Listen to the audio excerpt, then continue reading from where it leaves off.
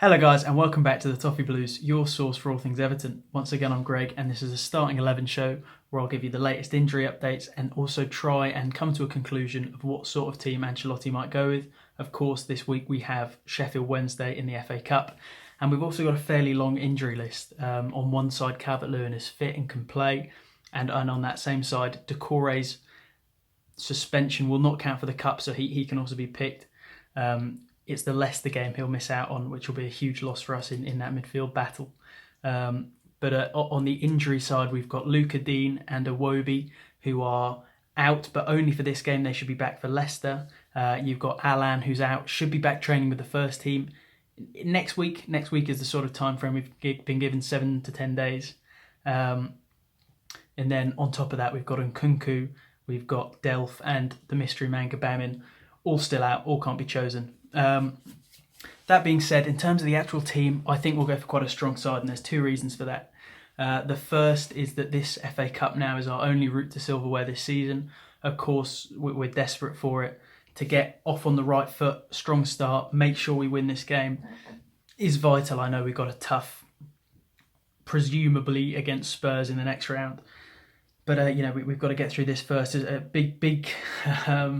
It shouldn't be a big challenge, but its importance as a game in terms of importance is right up there.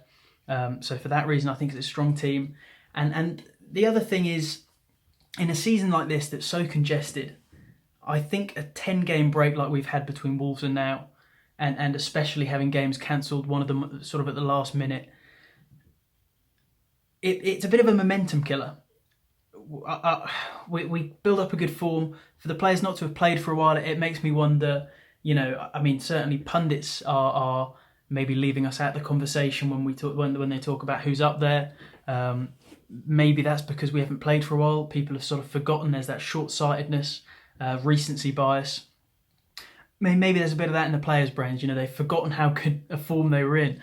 I'd get all the players back and treat this almost as a warm-up, just get back into the swing of things, really do a job on Sheffield Wednesday, and then when they face Leicester, they're right back up to that level they were at. So that being said, let's go into the team with those two things in mind. If it's the strongest team, then it's Pickford in goal for me. That speaks for itself, and I'm pretty sure that's Ancelotti's thoughts on the matter, that he's the top dog. With no Luca Dean or Nkunku, the left side is, of course, Godfrey.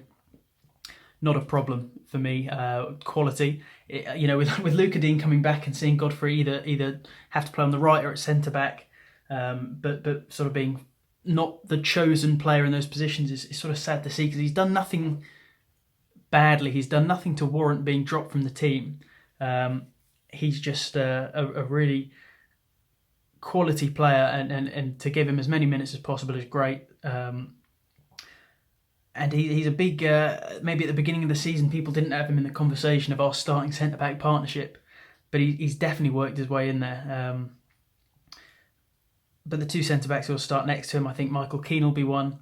And it's a toss-up here for me between Holgate and Yerry Mina. Holgate could have obviously taken the right-back position as well, and would emulate the back line that's been so successful during December.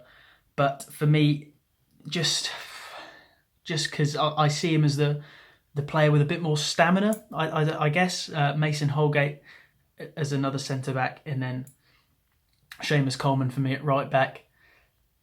But let me know if you guys would sort of have Mina and Coleman, Mina and Holgate, drop Coleman completely.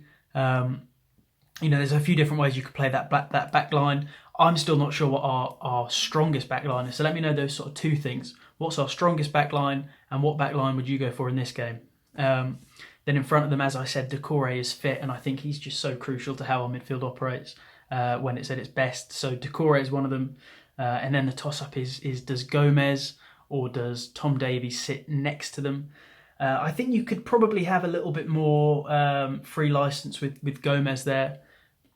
But for me, I'd want Tom Davies there so that Doucouré can have almost a bit of a free run, have a bit more fun than he has in the Premier League. I know when he's next to Alan, he gets a bit of a free run.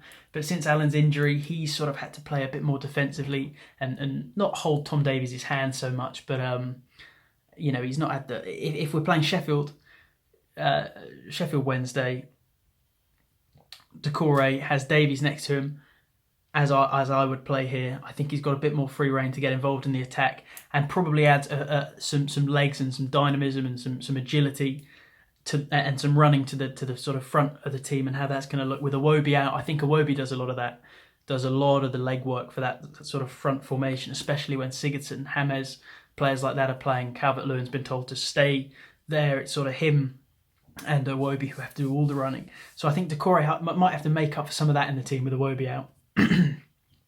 In front, I've alluded to it, I think it's Gylfi Sigurdsson, him or Gomez. That position's not pinned down to either of them particularly. Sigurdsson's had a bit of a renaissance in form. I think he could, he's doing a job at the moment. He's not. I'd like to see us bring in someone who's more of a sort of set number 10. I know that's what Sigurdsson is, but someone to be set in that position going forward. I don't think Sigurdsson's got a long tenure at the club. I think the damage is maybe done on that front. But for now, he's serving his purpose. On the right, James.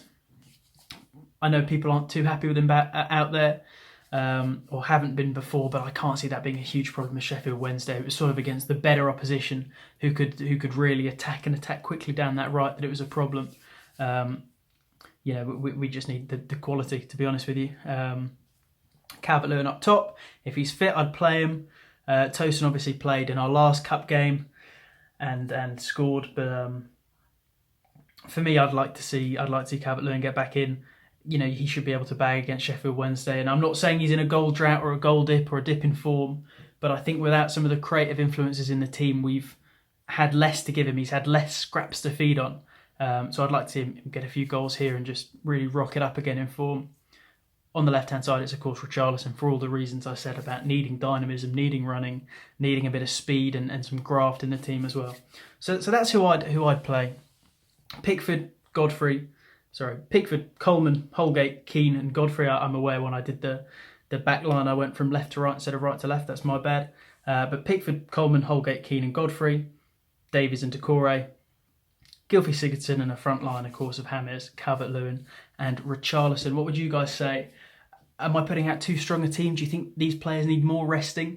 Because even though 10 games out is long, it's only long in the context of this season where it's congested. So would you guys play a slightly less stronger team? And if so, who would you see come in? Anthony Gordon? Maybe we put Bernard in the shop window. Do you think John Joe Kenny could get a game here? You guys let me know. Has Tosin done enough to keep a sort of cup striker spot? Let me know the team you guys have put out. Also, let me know what you guys think is the sort of strongest back line, because I am interested. Let's hope we get through, and I'll see you for the Leicester match.